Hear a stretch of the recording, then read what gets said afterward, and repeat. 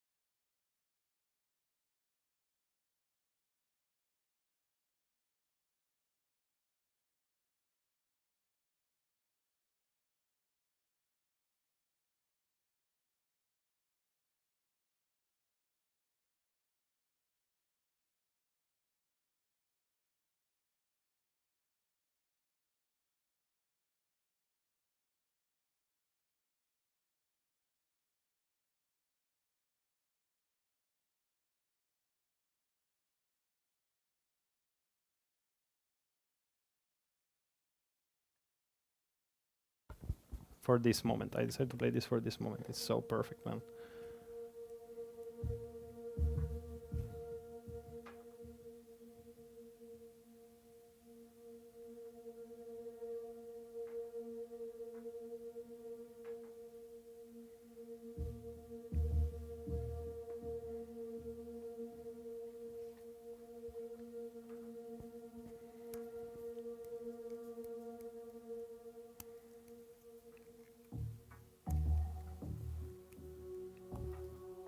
It's amazing. It's perfect. Yeah, it's perfect.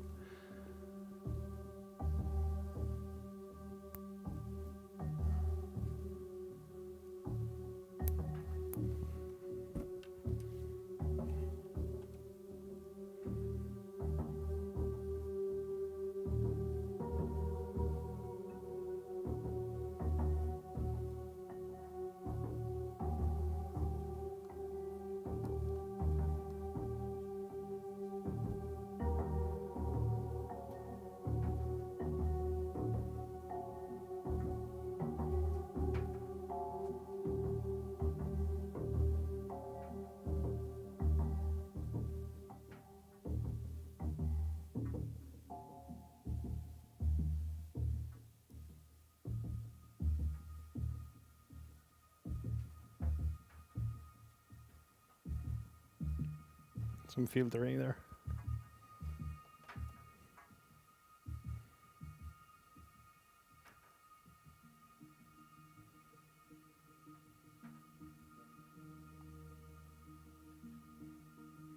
Well, I could be here all day listening to this, so let's move on and start this lecture. So what I want us to, let me turn this down. I don't need to blast my vocals to you. I want us to identify the rationale behind synthesizers, why they were invented, what's the point. I want us, so you can do your research on it. I want us to find the basic components of most synths, which I know that you have ideas about, but I don't think it's a crime to you to review this and to see it deeper. So you can start your steps to make your own sound crafting and you're not using presets anymore. And I want to remember you to remember the overview of the history of the synth or something like that and expand your knowledge of what a synth is and why is it made. So we're going to talk about Fourier again. We're going to introduce the idea of synthesizers. We're going to ask a question. Is the mind capable of infinity? We're going to go to talk about the early days of synthesizers, the 60s, the 70s. We're going to talk about monophonic versus polyphonic. We're going to talk about a very cool guy called Bob Moog. We're going to talk a very cool girl called Wendy Carlos or Walter Carlos. We're going to talk about the 80s. I mean, in the previous lecture, we stopped here. So I don't want to get the two groups desynchronized, so I think we'll take it all the way till here, and then on Thursday, we'll start on the 80s further. And some basic concepts and stuff like that. So, and then in the end, I mean, one of the main things I also want to give you with these lectures is like, you know, what happens a lot in our lives is that we don't have time to explore some things that we wish we would have time to explore them. So wouldn't it be nice if you would hear a lot of synths that you have never heard before? So then you know which synths you're going to use later. You usually, when you sit down to write music, you don't go through that process. You just grab whatever you have there. So I have a lot of YouTube videos demonstrating like, look, this is how a Yamaha DX7 sounds like. This is how like whatever Oberheim sounds like. This is how, and I also have, I will install here on Thursday all my Arturia synths. So then we can also explore them here. And then you know also that if you sit down in this computer, you can have the Arturia synths. I don't know if that requires my iLog though, but I think no. I think not. Oh, but I think no. I think no. So, okay. We need to review this guy again and to remember that if we have a complex waveform, we can decompose it into pieces, and then those pieces, I mean, if just like you can grab and analyze a waveform like this and decompose it into its component parts. Come on, GIF. You should follow me. Just like you can do that, you can also do the opposite process, right? You can grab all these parts and just make a complex waveform. So somebody was one day like, well, no, it's more complex than that. But somebody one day was like, can you make a machine that can create any sound? Well, I mean, we have the Fourier mathematics, so we can do this. So do you remember this video? Everybody remembers this video? Yeah? So I'm going to go to the next one. If you all remember this video, I mean, we can achieve very complex tones just by having sine waves. Great. Now, the next video, I mean, I want to play a bit of it. I want to give you a flavor of something. We're not mathematicians. We're not kind of like, I mean, I was going to say we're not engineers. But we're sound engineers. I mean, but anyways, this is deeper than what we need to go. But I want you to see a couple of things and to feel them and to know that this video is there and that you can have a look at it because it's really great. I mean, this is the whole deal of what is behind the Fourier transformations. Here's what we're going to build through this video. A certain animated approach to thinking about a super important idea from math, the Fourier transform. By the way, something really interesting, so you know what's happening in this little circle here.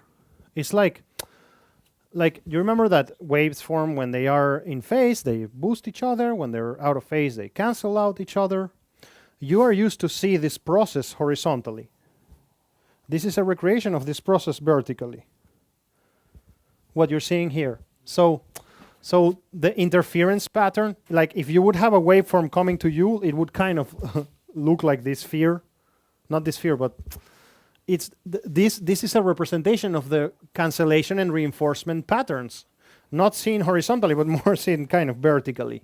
And so you will see that there is a correlation between the movement of the circle and the movement of the waveform above, because they are both a representation of the waveform. It's just like kind of all the harmonics that are added to produce that waveform. It's really interesting visualization. From Matt, the Fourier transform. For anyone Follow the who arrow, you knows see? what that is, my number one goal here is just for the video to be an introduction to that topic. But even for those of you who are already familiar with it, I still think that there's something fun and enriching about seeing what all of its components actually look like. The central example to start is going to be the classic one, decomposing frequencies from sound.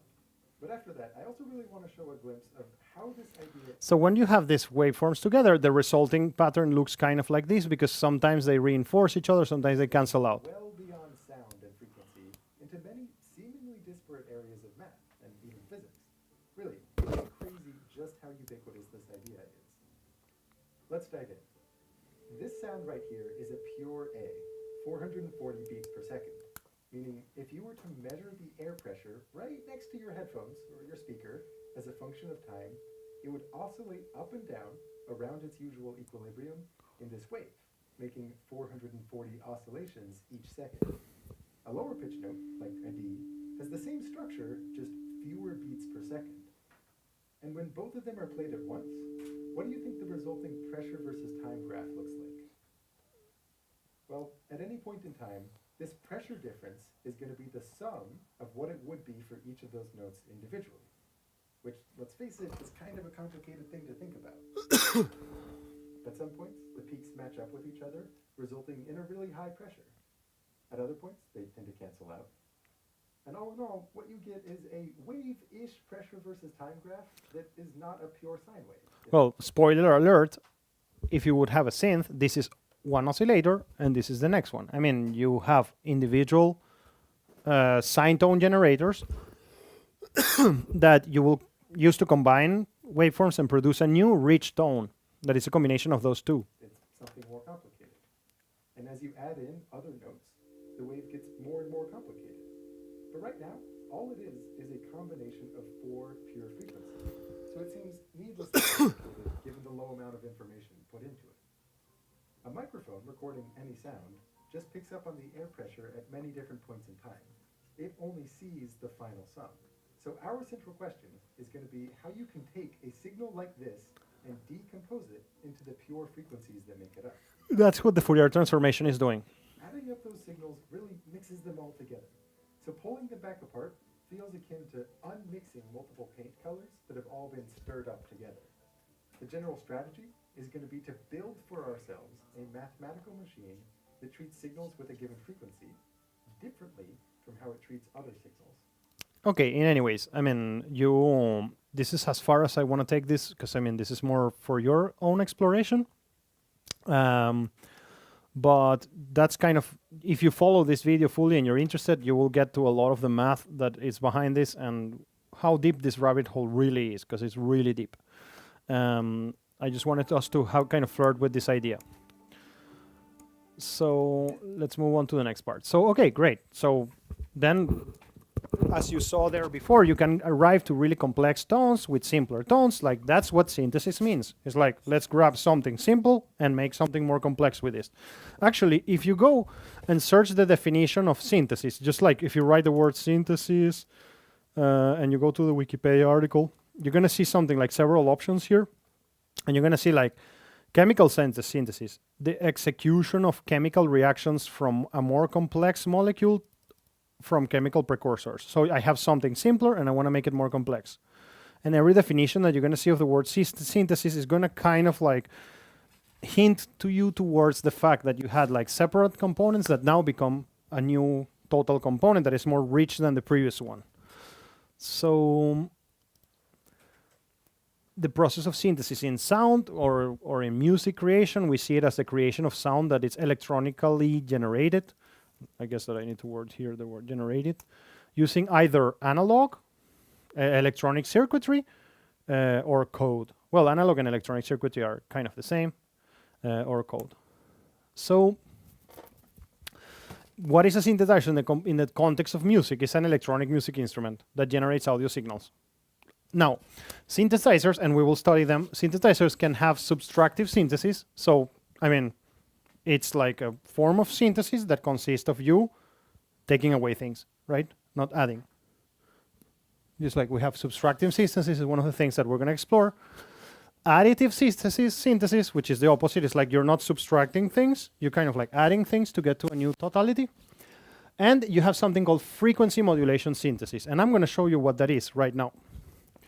Because I mean, additive and summative and subtractive, you kind of can feel it because you know what patterns, interference patterns are. You know that if I take different waveforms and I put them together, I get more rich waveform.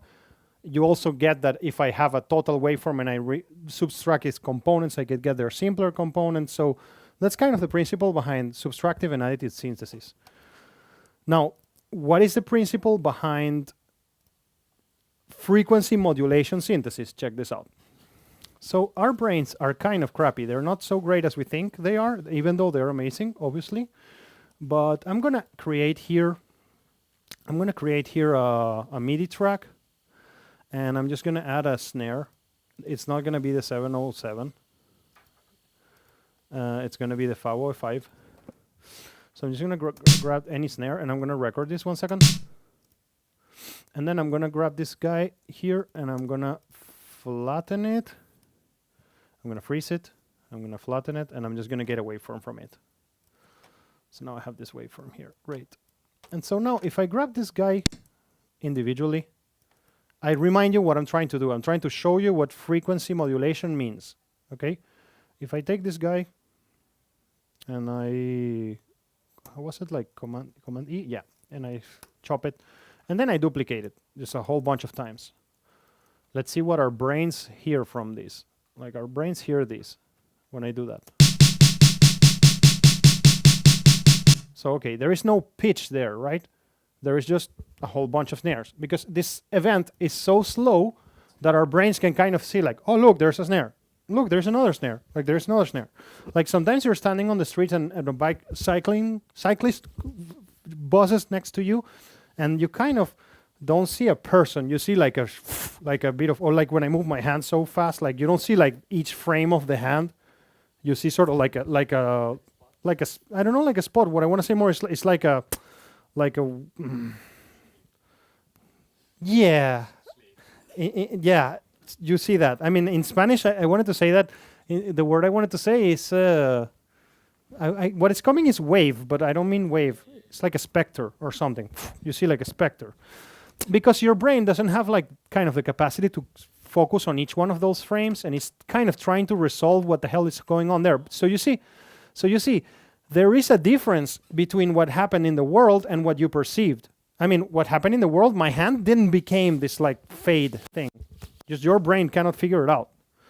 So when I grab a signal and I just like duplicate it at this level, let's say at this level, let's see what happens now. They are individual little pieces of signal, right? But they are still slow enough for us to kind of understand that they are there, like that they are individual hits, right? Now I'm gonna make it even smaller. Sorry, I thought that it was gonna work already, but let me just make it even smaller. Just grab it like this, and now duplicate this guy. And so now what do we get? We get a pitch. Now we don't hear like da da da da da da da. Our brains, just like the cyclist passing next to us, our brains cannot understand that there are separate events, and our brains are just kind of like focusing this as one whole, and it's making us perceive a pitch. And if I increase the amount of repetitions per second, I'm gonna get a different pitch, obviously. So let's see what pitch is this gonna be now. The previous one was like, ooh, or 1 octave lower, and this one is. So we have a new pitch. I mean, because our brains are crappy and they cannot just kind of separate. Nice. And then that's my song. Hit. OMG. So that's cool. That's done. All right. Now, look. Now, what happens if I grab an operator here and I take the fine tune here? Like this thing, what this fine tune, it's just like it's changing the frequency of it.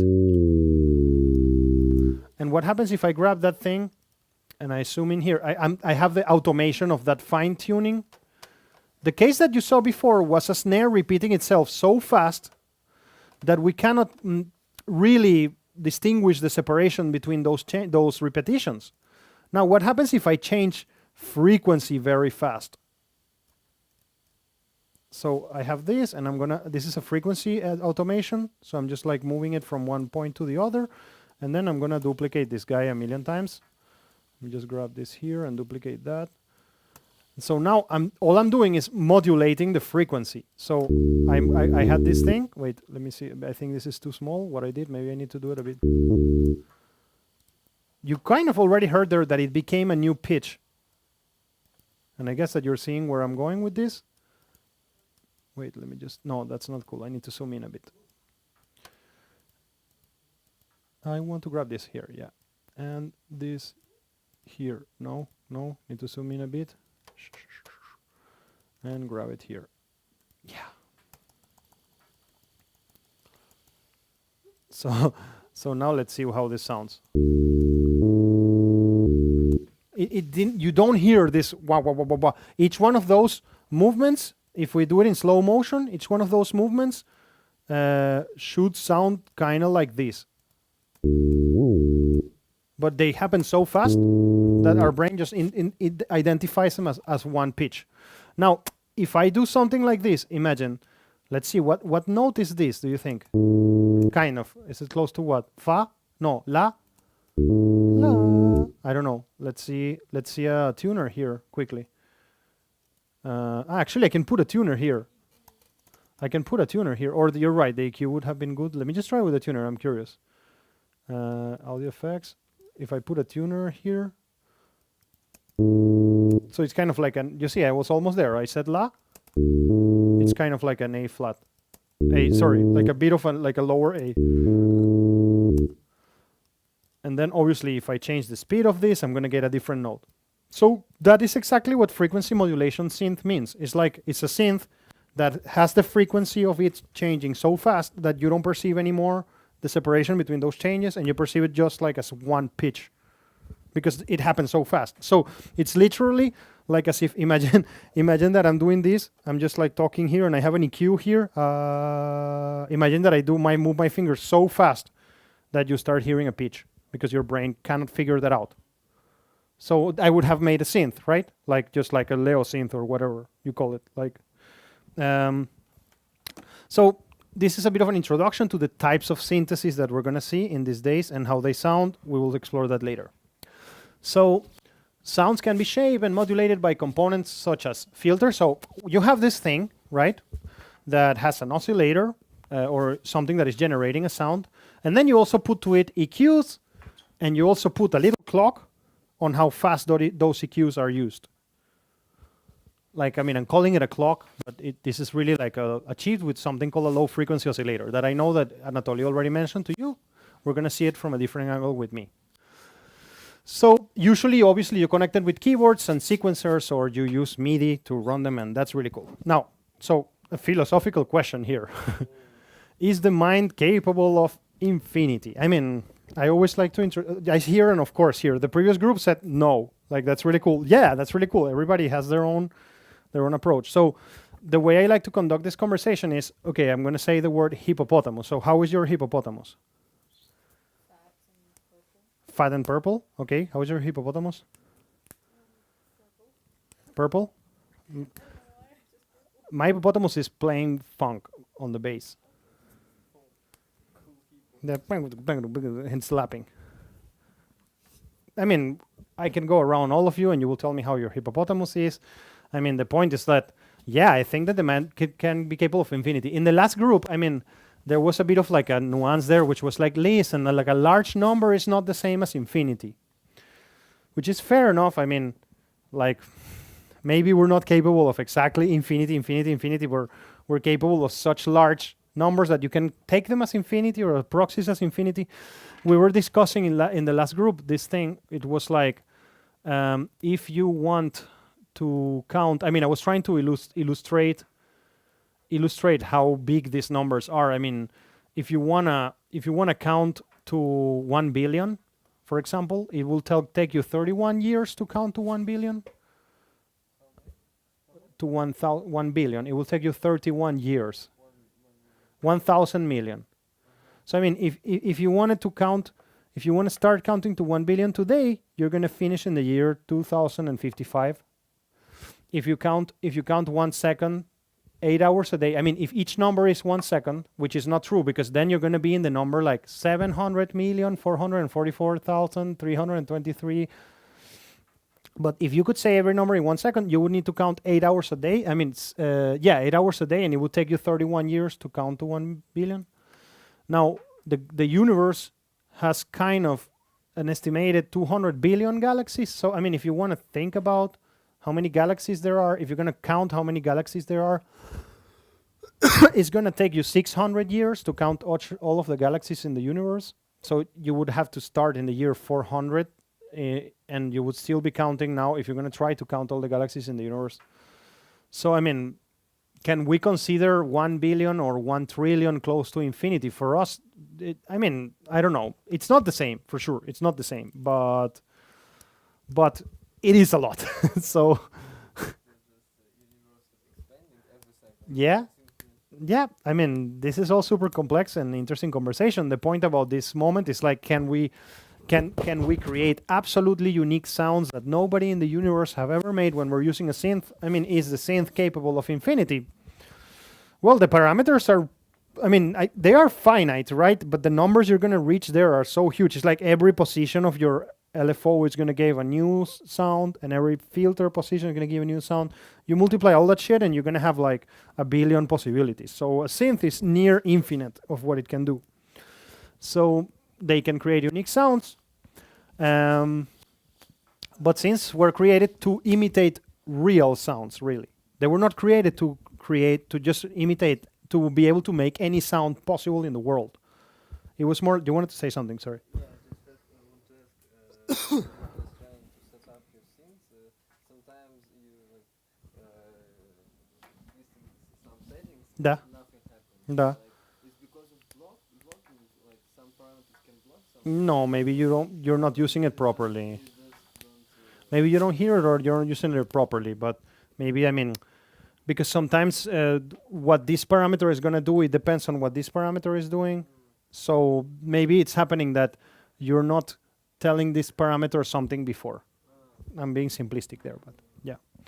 So, but the truth is that synths were created to imitate real sounds, even though they can do an infinity of sounds. Well, it kind of makes sense, right? Like if you're going to recreate real sounds, like you need machines that can create any sound. The point was that, you know, for us in this modern day, we take so many things for granted. And one of the things we take for granted is that the experience of listening music. Dude, like, can you imagine? I mean, you were in the year 1500s or something. Like, when do you hear music? Whenever there are musicians playing, like, let's bring it closer to us. Let's go to the year 900, 1900, 1902. Like, where can you hear music? There's no radio. You can only hear music when an orchestra is playing. And I mean, it's a very rare event. Like these orchestras were playing rarely, you know. And also you need to get an orchestra to play. You need to move a whole orchestra to another town and then set it up there. And so the people, I mean, the necessity of the synth was kind of like, how can we replace the orchestra? That was the whole point. So we don't have to move an orchestra everywhere, and we can give more music to more people. And it's not dependent on 60 people, but it's depending on a machine with one person. And that was the whole point. I mean, it was to imitate real sounds. So let's go to give a bit of history here. So obviously, I mean, there are some predecessors to the synth, but I don't consider them really synthesizers. They're more things like a music box or something like that has like a mechanical thing that is just hitting something, and it cannot create any sound you want. It just can create something that is already predetermined there. And without electricity, we cannot do what synths do. So before electricity, there is almost no conversation about synthesizers. Everything starts with a guy called Elisha Gray, who realized that, you know, sometimes maybe you have noticed that, let's say that you have a guitar and you get closer to a speaker, and then you hear like maybe like a frequency or something. Sometimes it sounds like a woo, something like that. Woo, woo. So I just showed you that if I move something very fast, you start perceiving it as a pitch. Like if I move something really fast, you start hearing it as a pitch. You don't stop hearing it as individual events. So imagine that I grab a guitar and I move in my hand so fast, like 10,000 times every second, that this thing that happens in between the speaker, the magneto of the speaker and the magneto of the guitar, just creates a pitch to you, and you start hearing a pitch. You stop hearing the whole thing. So this guy was like, oh, look, if I have a wheel that is rotating and I have some magnetos, you know, you get this hoo, hoo, hoo, hoo, hoo, and it's so fast in the point that it just sounds like ping, like a note. So that's what Elisha Gray realized, that you can control sound with a self-vibrating electromagnetic circuit. He realized that if you could have current running through something that vibrates or that spins really fast, then you can get a sound that it's kind of like a synth or something like that. And in 1901, there was a thing built in New York, Metropolitan Opera House, that was called the Telharmonium, that was installed in the basement of the New York Metropolitan Opera House. And it was kind of like one of the first synthy things. We're going to see it in a minute. And of course, if we're going to talk about the history of synths, we need to touch also Lev Sergeyevich Teremin, who invented the theremin, and also a new synth that I had never heard before. I'm going to show you later, that Sebastian pointed out to me today, that was also designed by Theremin. And then there was a guy really important in the story that is called Lawrence Hammond. You have heard this word, the Hammond organ. Like the Hammond organ was the one that pioneered this like spinning wheel kind of thing. You know, it's like a rotating wheel that it's using this electromagnetic differential that is created when the spinning wheel is happening to create pitch, and that created this very iconic organ. This is the Telharmonium. It kind of, I mean, this is the keyboard outside of a house, and I mean, the whole instrument was inside of that house. I mean, that was the whole instrument, the house. And you will see there is a video later, and basically it had these industrial rotating wheels, and it was kind of using telephones to kind of like, I mean, activate each one of these wheels. I mean, obviously I don't understand how it works, but it kind of was something of this, you know, dimension and complexity. And there is a really interesting, this is the other, it's in red because I haven't written the text. This is the new synth that I found out today. Something fascinating to tell you is that the Telharmonium was shut down because the US Navy, I mean, the whole thing could pick up the transmissions of the US Navy. And so the US Navy came to the guys like, yo, like, I mean, everybody walking around can hear our conversations like around the perimeter, so you need to shut this off. And that's how the first synth came to die. The next thing, I mean, I don't have anything written there. It's in red because I need to write a text for it. I haven't developed it, but I heard about this synth called the Rhythmicon that is really cool, and I want to show it to you. It was designed by Theremin, and it also uses this spinning wheel criteria, but it's more like, I mean, there is a little beam of light running through that perforated circle, and depending where that beam of light is going to catch a different note. Again, I'm sorry, I don't understand how it works, but you can have a feel of it. It's one of the first synths that were around too. And it's really powerful, and it's kind of like a sequencer, actually. You see, like he's just playing one note.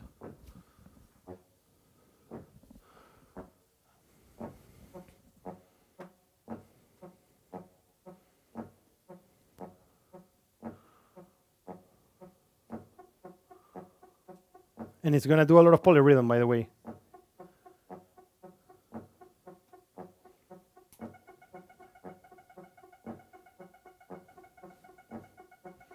It's like that song from Clipping that I showed you, kind of. It was written by Theremin. Yeah, it's a really cool one.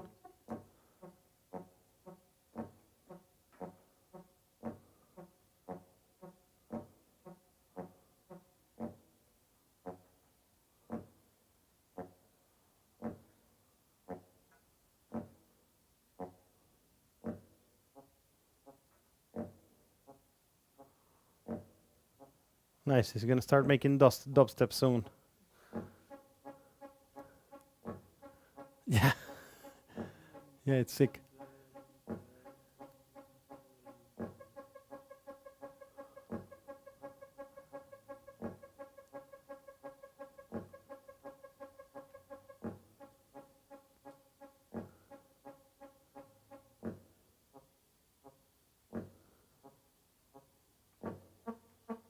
Now it's really polyrhythmic moment. It's gonna come in a sec.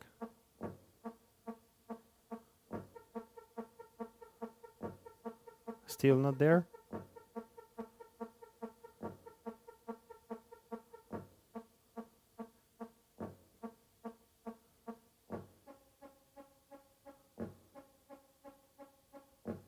Etc. I mean, I'm going to skip it. You can see it later if you want to see the whole thing. Yeah, there you go. Yeah. Okay, so okay, and then came the vacuum tube in our story. I mean, and this allowed us to do a lot of things. Obviously, for example, as you remember, the signal in a vacuum tube, a signal is coming in, and then it's picked out, like, I mean, after it traveled inside the vacuum tube, and it's picked out on the other side, and it's blasted with a shower of electrons. If you move that shower of electrons at a certain rate, you're also going to modulate. And it rhymes. So that's pretty cool. I mean, just like I show you now, every time you do something really fast, a pitch is going to come. So you can do a lot of stuff with vacuum tubes. And this allowed us to push synths to another level. And we're talking about the early 1900s. And also it allowed us to amplify some things. So I could have some weak signals and make them larger. And well, thanks to the invention of the vacuum tube, we could do a lot more. Then, I mean, in the first half of the century, also electric guitars and pianos were starting to dominate the electronic music scene of the time. And around the 50s is when we start having instruments that look like what we have today. That early days was very different, and you will see who was the person who got us there. There was one person who got us there. And well, now we need to talk about one thing, which is like, okay, obviously World War I and World War II just were like huge technological leaps, you know, for humanity. And a lot of bombs were dropped, and also a lot of new technologies were developed. And so new components started to become available for manufacturers to make synths. So at this point, I want to show you this. Like, this is a market in China. This is a marketplace in China. It's not like Novi Cheryomushki or something like that, in the sense that it's not a place where you're going to go and buy a smartphone. It's more a place where you're going to go and buy, for example, man, I want to go to China so much. Yeah. I mean, China is our new America. Yeah, I mean, we need to forget about the West a bit and just go to see what's there. Look, what I want to show you here is like, this is a place where you can buy, for example, come on, I don't want to see staircases. Yeah, like you see, like, well, they have tape machines there. That's really interesting. But you see, like, you can buy like the dial pads. You can buy like potentiometers, transistors, chips in particular. So the reason why I'm showing you, yeah, you see like boards. So you can build circuitry. The reason why I'm showing you that is because there is no synth creation without a marketplace of components. Like if you were some random dude in Kalushkaya Rayon in the 1900s and you wanted to make a synth, it's like, okay, great. I mean, where are you going to get the parts? And so the two world wars flooded the world with these parts, and this allowed people who wanted to make synths to get creative and allow them to start to go and to push the boundaries and make new things, right? So electricity became more available, and musical instruments like the telharmonium, I showed you, the trautonium, it's another one, on the Smertnot and theremin, all of these things were there in the first half of the century. And then we already see a bit of the Hammond organ, and then there is a guy called Harry Olson who made the first kind of programmable synthesizer, because that thing that I showed you of theremin, it kind of has like a fixed program. Depending on how you use it, you will get a different result. But the RCA Mark II sound synthesizer was the first thing that you could kind of like input it some instructions and it would do what you wanted. Yeah, and that was created by a guy called Harry Olson in 1957, and it was working with a punched paper tape, like, you know, like a punch card. And it was an analog synthesizer that was working with 750 vacuum tubes. There's a very famous electronic musician, music piece that is created by a guy called Milton Babbitt. We're going to hear about it in a second. And it was using this synthesizer, and he programmed the whole symphony to these punch cards. That synth still exists, and you can go and check it out if you go to Colombia in the USA and you go to this place, to the Electronic Music Center. It must be a really cool thing to watch. So this is the, yeah? No? No, no, no, I don't know. I was reading that in the Synths in 60s there was in Poland there was like a radio station and they had a lot of synths and they Mhm. create like a new electronical way how to create electronic music like for the programming. Yeah, And they also have like these notes and so on. cool. Yeah. Just we'll write it down in a bit. Okay, so check this out. We're gonna see a bit about the RCA Mark III synth. He was called Victor, this synthesizer. And yeah, let's have a look. In another view, music can now be produced entirely by electronics. I love these old videos. I mean, they're so funny to see the perspective from the past. Like, In another view, music can now be produced entirely by electronics. No known instruments are involved. Coded information is punched out. An electronic music synthesizer does the rest. that's like dee in the punch card. This is music with a strictly electronic beat.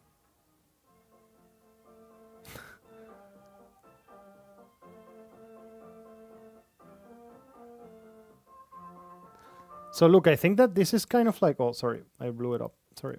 I think that this is kind of like I mean, you see, like I think that these are the tracks. Like I mean, like bass, first piano, little hi hat, whatever. It's like a little very very old school DAW.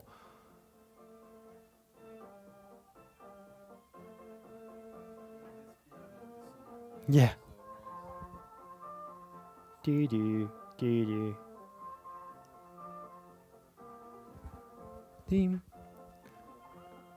Do do do do do.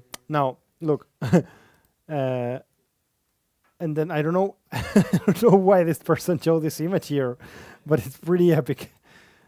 This is another composition played in the Sound Mac in this like Mac 2 synthesizer.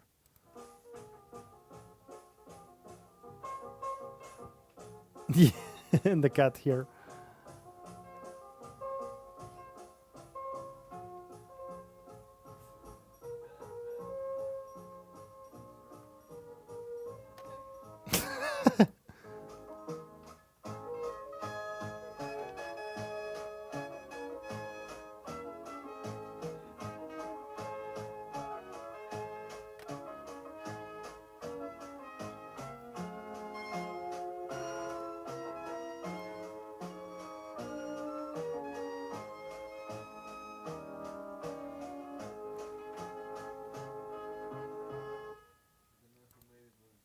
Yeah, especially the one who took the photo.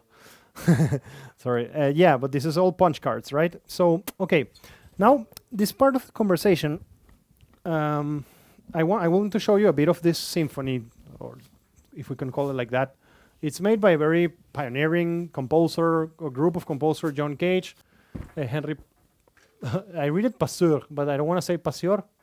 So John Cage, Henry Passeur, I guess, and Milton Babbitt. Thank you. Thank you very much. I don't have any French in me. So, yeah, this is how the Mac 3 was looking, kind of, and you were inputting these punch cards here, and you could just like type into your synth, and that's kind of how it was working. I want to show you this. So we have a bit of a meditation about the relationship between human and machine. I mean, and how scary it looked back then. And well, is it scary now? I don't know, the conversation to have, but let's have a bit of a listen to this song that it was made like kind of the first symphony that was done for a synth. So you will see it's very anguish, it's full of anguish. It's a difficult thing to hear. It's more like a sound exercise rather than a symphony, but and I mean, look at the art form, the artwork, right? Like, I mean, it's pretty much like the decomposition of the human into pieces. The human encompassed inside the machine. I mean, this is on the other side of the river of our.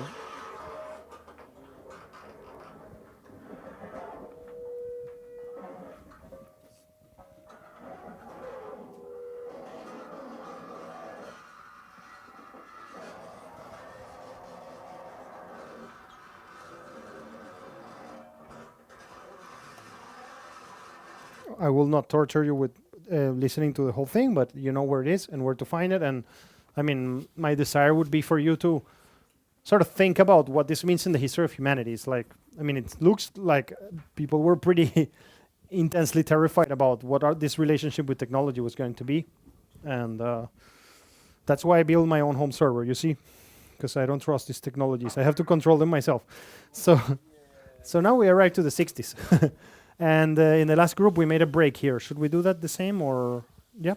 Yes, please. So let's have a break. Yeah.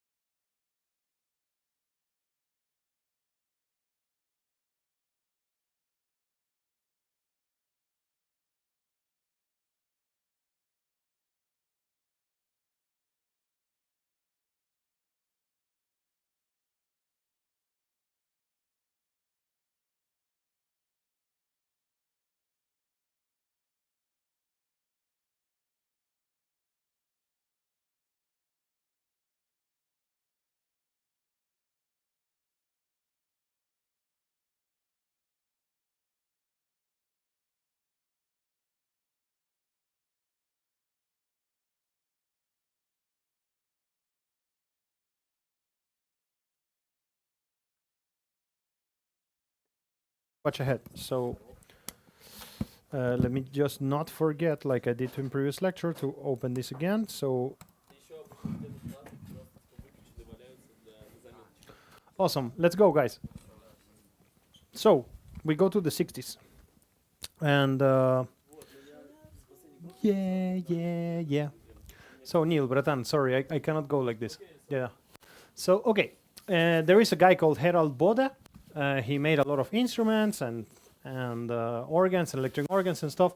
And he was using transistors instead of vacuum tubes. So transistors are kind of cheaper to maintain, to keep, smaller, not produce so much heat, and they can be connected in more complex forms. So they started pushing, this guy with the use of transistors started pushing the whole world of synths to a new level. But there is a guy, his name is Robert Moog, that's why your Moog synthesizers are called Moog, who was designing thereminds, actually. He was a theremin designer.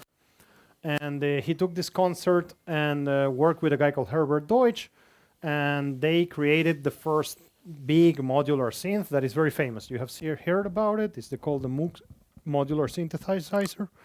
And the point was that he gave creators the option of routing the signal. So I want this thing to go here, and I want this thing to go here. It was not like prefixed. And it was also like somebody had this thought, which is like, man, what if we connect to this a keyboard? And so they connected a keyboard to it, and this really is what brought the humanity to the synth era. So this is what you're hearing. Wait, this is really amazing. This is what you're hearing. Sorry, I just switched it on there a bit earlier. So the Beatles and the Rolling Stones kind of ordered Moog modulars, and they were like really excited about it, and they started using them, and they started to popularize these sounds. But there is one album that just exploded the whole synth world. And we're going to see a lot about this person. In 1968, a person called Wendy Carlos released an album called Switched on Bach. So she took interpretation. So not interpretation, I mean, she just played Bach music on the Moog modular and made a very famous album that is called Switched on Bach that really exploded the whole synth conversation further. This is a bit from it.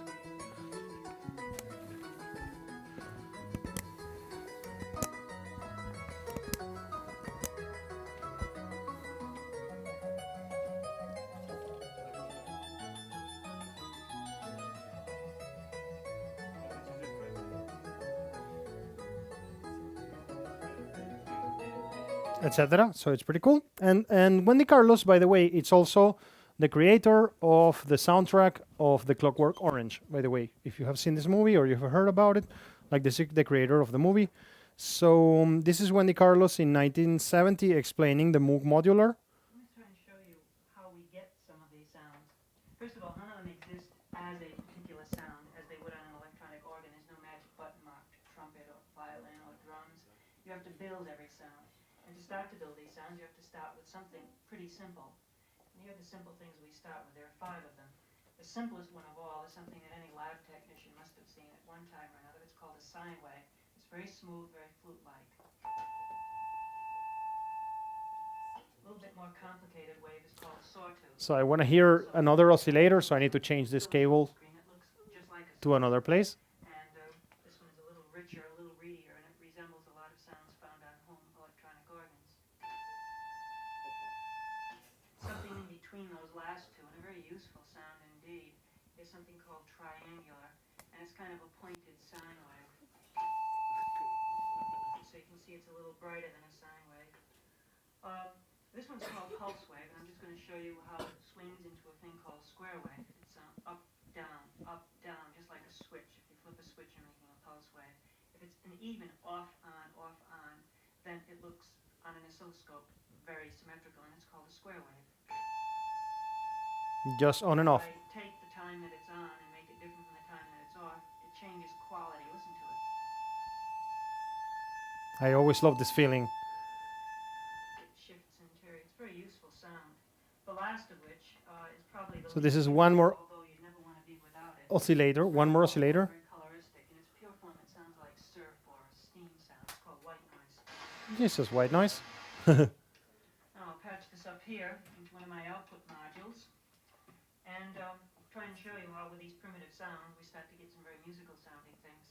First of all, here's a sawtooth wave that's coming out of an oscillator, going into a mixer, coming up into what's called a filter, which is going to remove... So it's literally like a sawtooth going to an EQ. Just going to an EQ. That's an EQ up there. High fidelity system. And by hitting a note on the keyboard now, I'm connected up, so I'll hear that one sound. It's a very low sound. It's very bright.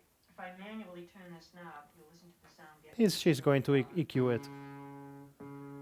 Here, it's very dull down here. It's very bright here. Instead of doing this manually, I can do it automatically with what's called an envelope generator. It generates the envelope being this type of motion that I'm shaping the tone with. So I'll do it this way. So, look, That can be speeded up. what she's saying, this is going to help you to understand exactly what's happening in the scenes, is like, I mean, right now my vocals being a synth, imagine that my vocals are just a sine tone. Ooh, and so I can run this through an EQ, right? Ooh, and imagine an automatic thing that can control how fast this happens. Ooh, so that would be the attack of that filter of the EQ, not of my voice. Ooh, whatever. It doesn't sound so cool, but I was expecting it to be more cool, but it isn't. Ooh, so what I wanted you to pay attention is that the envelope in that case is happening to the EQ, not to the oscillator. That's going to be important later. So we almost start hearing a plucked string.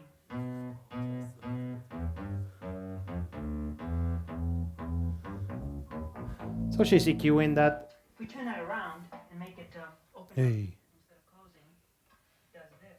Which was quite a surprise when I first heard it.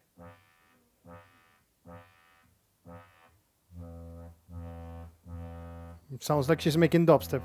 There's almost a trumpet-like quality, trombone quality at this range. Let's show you how one of these sounds might be laid into a piece. Okay, we're in tune. Everything sounds So I want to remind you that this synth that you're hearing there, it's monophonic, right? So she can only play one note at the same time. So when you hear these Bach compositions that she's doing, she's just like grabbing a tape machine and recording the first part, then recording the flute on top of it. So it's all like done layer by layer by layer by layer. There are all the other components of this score. Now add in the solo.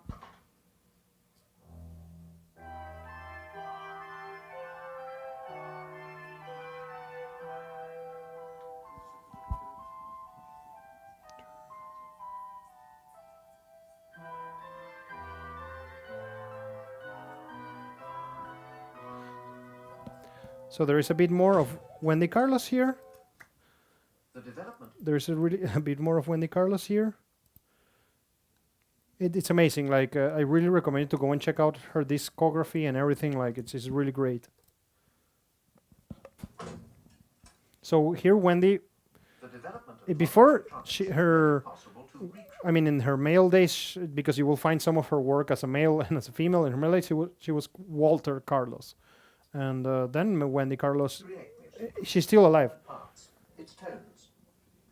Well, you're looking at one of the very first 8-track machines. We used it for switched-on Bach, well-tempered synthesizer, right through a good half of Clockwork Orange. Wendy Carlos in her studio in Greenwich Village is one of the pioneers of synthesized sound. Her controversial versions of the classics, created entirely electronically, put You see, like they called the album that she made of Bach controversial. Like the controversial, like oh my god. classics, created You see? entirely sound. Her controversial versions of the classics, Oh. created entirely electronically, She made it put with machine the radio synth. on the map. But this was, I mean, this thing really exploded synths. Like it's really important in the history of synths. Like all of this thing of We're listening that to she the did. 8-track, and we're mixing, sort of playing the role of the conductor, putting together, in this case, a pair of tracks which has all of the string section. It sounds like this. There's a harpsichord track, the 2 flutes. I'm gonna skip a bit here, guys. Like she's gonna show like how she mixes the sounds. But there is something I want to show you in this video a bit further. Though it's a museum piece now, when it was first introduced, it opened the door to a world of music synthesis. It works by first generating these harsh, bright sounds, made up of many pure tones played together.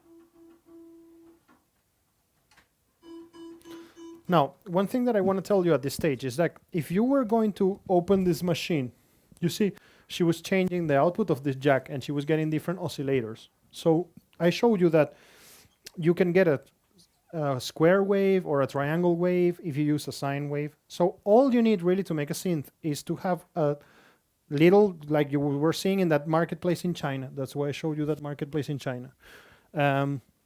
All you're going to need is like to have those simple component. I mean, not all, but the main thing that you're going to need is a sine tone generator.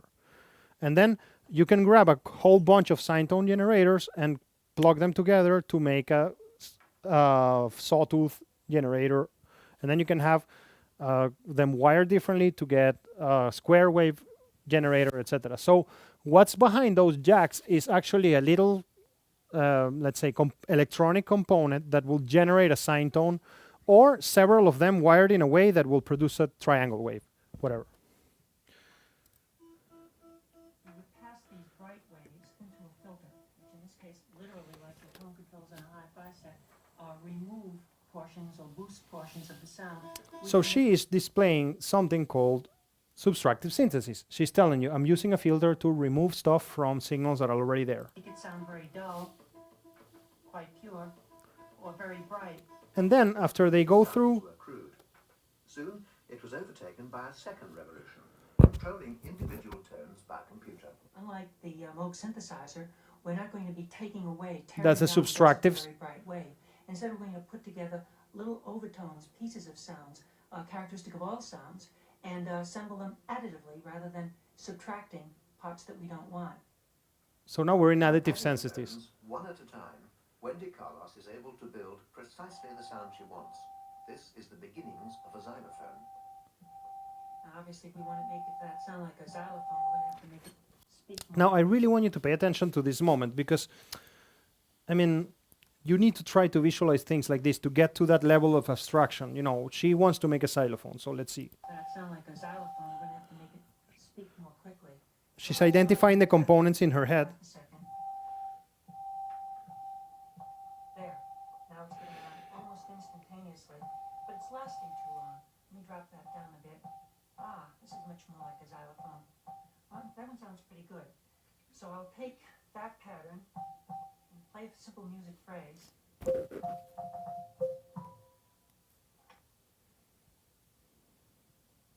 Now she specifies 3 more pure tones in the proportion she already knows a real xylophone produces.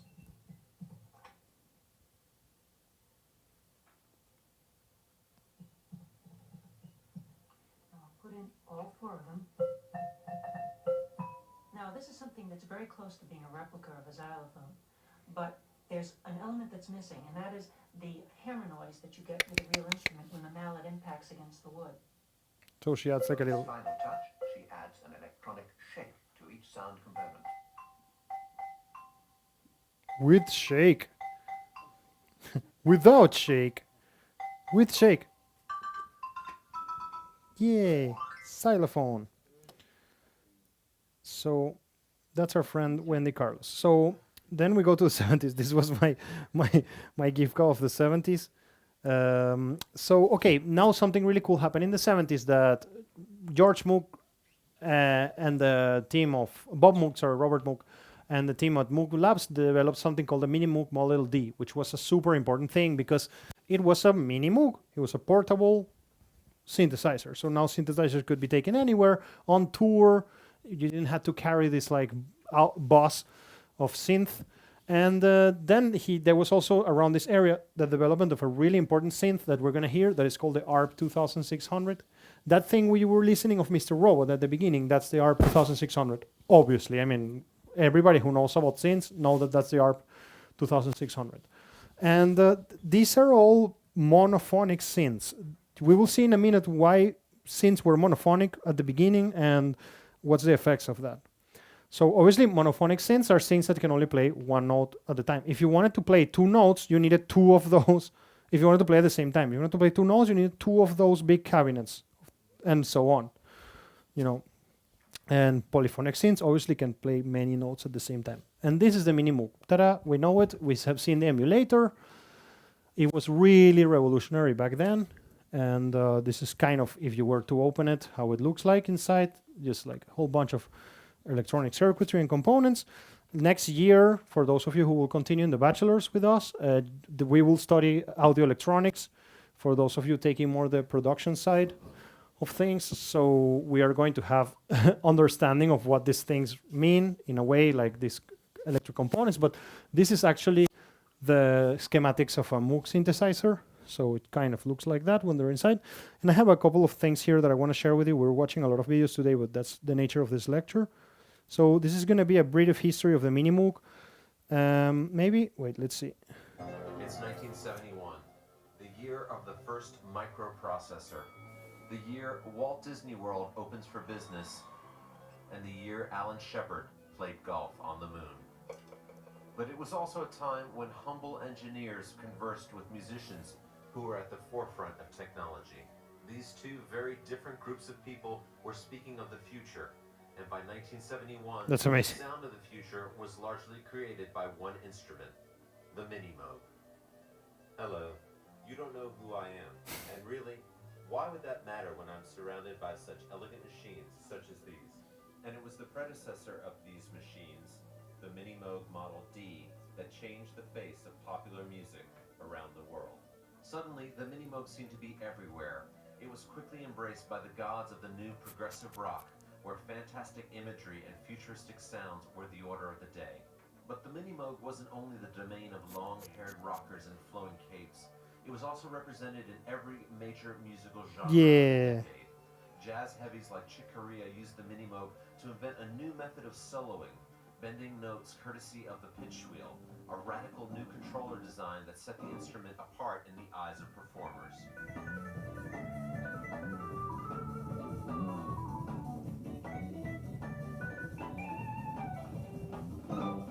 And Kraftwerk, that legendary German band of electronic pioneers, used the Mini Moog to craft their vision of tomorrow.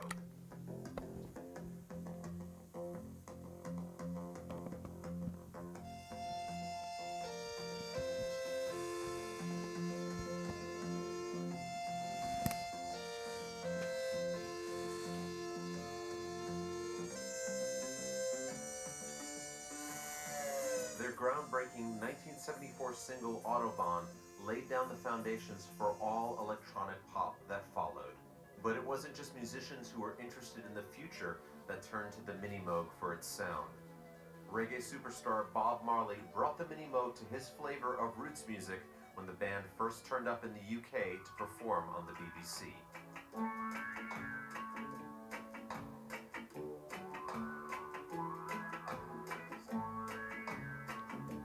Yeah, Bob Marley's the best.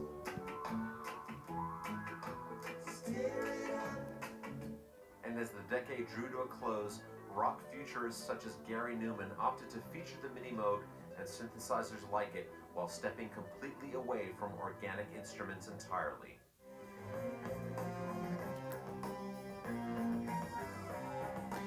Futuristic.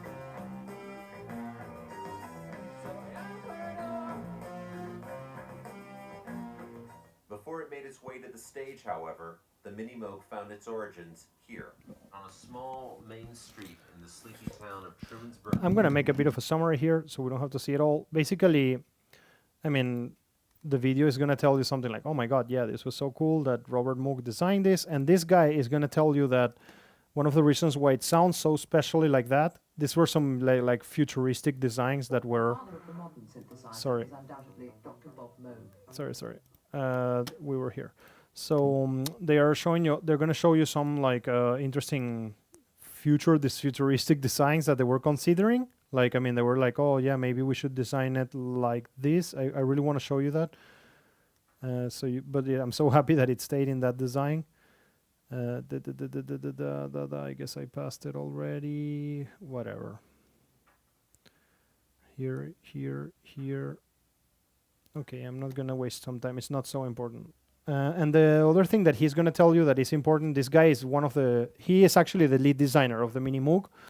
That many of the here are the designs that I was telling you. I'm very happy that they kept this design, the actual Moog one.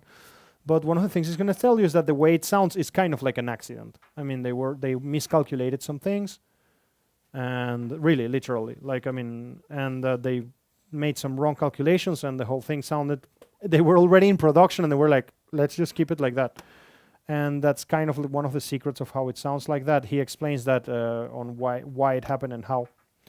But yeah, I mean, the Mini Moog is a super important part of the history of music. And now you have here Robert Moog himself. By the way, this image here, this is do you remember that first synth I showed you, the one that with the New York house orchestra Telharmonic, what's it called? This was the Telharmonic inside, like how it was. Like, I mean, that was the mechanism that was, those like boxes underneath is where those wheels were spinning, and they were transmitting sound with the telephone cables. I mean, it's like a super crazy thing. The father of the modern synthesizer is undoubtedly Dr. That's Bob Moog. Yeah, very nice guy. The Moog modular synthesizer first became widely heard in 1968. So this was the cover art of Switched on Bach, which was really like a very crazy album in the time. On a record called Switched on Bach by Walter, now Wendy, Carlos. It was big brother to the best known That's very stupid. time, the Mini Moog.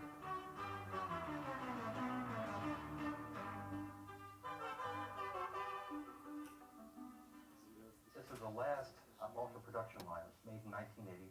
The last of about 12,000 that were made between 1970 and 1980. It's an analog monophonic synthesizer. That means it makes the waveforms by electronic means, and it plays one note at a time. In an analog synthesizer like this, we start out with an oscillator. An oscillator produces a steady pitch sound. And in this synthesizer, we can control the oscillator sound from either the keyboard, from the pitch wheel, or automatically through modulation. The oscillator has a waveform, and that determines the harmonics. Here's a triangular wave, sawtooth, square, and two rectangular waveforms. With all those harmonics, we can shape the sound through filtering. That is, we can cut out these harmonics as the sound goes on. Here's a filter which cuts out the harmonics starting with the highest. So just an EQ, nothing special, just an EQ. Another important aspect of the sound is its envelope, how it builds up and decays as it goes on. In an analog So I told you that I can control like how fast this thing moves, this equalizer. So that would be the envelope of the equalizer. synthesizer like this, there are four parts to the envelope. The attack, which is the rise, the decay, which is the fall from the highest point, the sustain, which is how loud it is as it continues, and then the release, which is how rapidly it dies to zero when you let go of the key. Here now I have a slow attack and slow decay and fairly low sustain, so you can hear each individual part. First the attack, then the decay, then the sustain, and finally I let go of the key, the release. That's Mr. Moog. Thank you very much for changing the world. Really cool that you did that. So his design really impacted the way all synthesizers were done later. So my goal with this set of lectures is just to make you at home with any synth you ever touch. And you're going to see that they all work exactly the same. Let's just visualize it even with these two synths at the same time.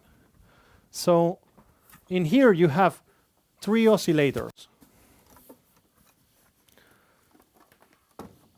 So now you know that an oscillator is a little component that you can go into a market in China and just buy it there.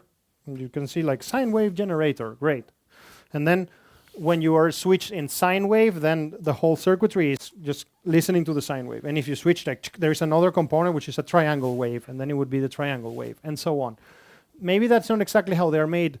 Maybe it can be that they're made like that the sine tone generator, it's not like you don't replace the sine tone generator or sine tone, but maybe you replace you route the signal of the sine tone in a way that it produces a triangle wave. I'm not sure of that, but I know that there are sine tone generators for sure. And so, okay, what do you have here? So firstly, you have like the global controllers, because synths are not like adapted necessarily to the equal temperament 12 node scheme. You know, they can be tuned in any way you want. So there's a tune wheel like a modulator, and a glissando. Like we will talk about those components with more detail later. Then you're gonna have here 3 oscillators. So you have to think about it like I have a choir of 3 people singing. So I have a low voice, a high voice, and a mid voice. And then I can tell to the person in the middle, no, like sing quieter or sing louder, change the octave. The same I can do with the oscillators. So I have oscillator 1 here. What can I choose with oscillator 1? I can choose the octave range where I'm going to be. So this, like I told you last week, this is connected to the pipes of the organs. Like when you see like 12-inch or 30-inch, it's like how big the pipes were. And so that gives you the octave range. Like I'm going to be in the low octave, middle octave, high octave. Then the next thing I have here is this is going to be connected to the low frequency oscillators, and I will not talk about this particular parameter right now. And then what you have here is the choice of waveform. Great, so you have choice of octave, choice of waveform, and what do you think this guy is? Volume, just volume. It's a mixer. It's just a mixer. I want to not hear it, I just turn it down. I want to hear it, I turn it up. Great. And I also have like a mute button here, on and off. So these 3 parameters repeat, just the first oscillator doesn't have a fine tuning. It just has like this synchronization function, but the other ones can fine tune. And then you have a mixer where you can choose the level of each one of them, and then you can switch them on and off there. Great. I'm going to go through the general things, and then I'll move on with more detail in the next lecture when we have the actual synth. And so all of those guys, they sum in this cutoff frequency, which is literally a EQ. Like, that's it. And then there is something called filter emphasis and contour. And I want to show you this on Ableton so you understand what the hell that means. So let's go to our synth here. You see, like, imagine that I have something like this. There is this peak resonance frequency here, and then there is a cutoff. So when I'm going to a synth and I'm moving this resonance, in this case it's called filter emphasis frequency, what I'm doing is making this peak higher or lower. Like that would be the equivalent of moving that knob. The cutoff frequency will be like where this low pass filter is happening. And then the resonance. And then the contour will be how open this Q is. Here, the contour. And all of that goes to a volume, master volume knob, and kind of that's a very basic general thing that repeats everywhere. Oh shit. Let's see it here. The same thing. So I have an oscillator 1, an oscillator 2. They have a selection of waveform. It has kind of like a spectrum of waveform selection, careful pitch correction, and the scale, which octave I'm going to be. And then I have like how much volume each one of those oscillators are going to be. And then I have a high pass filter with a peak, like the same, a peak frequency that I showed you there. It's exactly the same. And that's how far I'm going to take it for now. Then we will see these things. We're going to grab the patch cables and we're going to see all of what this synth can do in full glorious detail. So by the 70s, microprocessors started to get invented. And this allowed us to go to the digital world, which was really cool because components also became more cheaper. Like, I mean, you didn't need it to have like 700 vacuum tubes to make a synth. And this meant that polyphony became a reality. I mean, that now you could play like more than one note at the same time. Great. So a great example of this is a synth that you all need to know that is called the Sequential Circuits Prophet 5. It's a really important synth, the Prophet. And it was the first programmable polyphonic synthesizer, which is a pretty cool synth. So, like I was telling you, everything at the beginning was monophonic. Then it became polyphonic. And one of the pioneers of this polyphonic revolution is a guy called Tom Oberheim. You will hear with me the OBX as well. I don't have the original. I have the digital version of it. And then, yeah, the Prophet file, we already talked about it. And well, I mean, also when you started using a microprocessor, it meant that for the first time you could finally do that thing that we all love, which is to save presets. And so people started being able to save sounds, and you didn't have to have like cables and stuff, like all the digital routing started being digital, and this facilitating the movement from unpredictable sounds to have like familiar standard things. So this is where we stopped last week. Sorry, not last week, with the previous group. And I think I'm going to leave it till here today. We're finishing a bit earlier. What's coming ahead? What's coming ahead is a bit of an exploration. I guess that's where we're going to start, like and we're going to explore some, really classic synths, and we're going to hear them, how they sound. So we start like identifying. Yeah. And then we're going to see some basics, like basic concepts, like but a bit better explained. And then I really want us to do this. We are going to go and see, like, let's hear how a mini Moog sounds. Okay, that's how. Let's hear how a Polysig sounds. Let's hear how an Oberheim sounds. And I also going to have my Arturias here, so we will be able to play with them. And I guess that we will make some ambient music or something together. So that's what's coming ahead. Anybody wants to share with me your single, or you want to hear something with me, or no? You want? I want to ask a question Yes. about sound design. Yeah, tell me. How can I help you? I hope I can help. New. What is choice?